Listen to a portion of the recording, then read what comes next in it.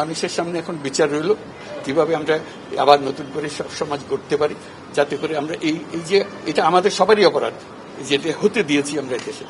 আজকে আমরা মুক্ত হলাম, সে মুক্ত বাংলাদেশে আমরা যেন নতুন করে আবার সমাজ গড়তে পারি, এটার থেকে একেবারে অতি দূরে যেন আমরা চলে যেতে পারি।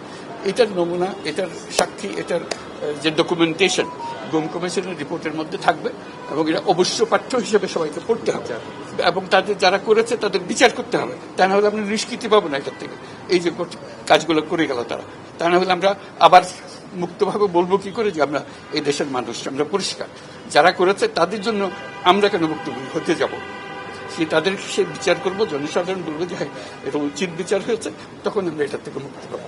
সেটাই হলো আমাদের আবেদন দেশের সবার কাছে, এই বিচারটা যেন আমরা করে ফেলতে পারি।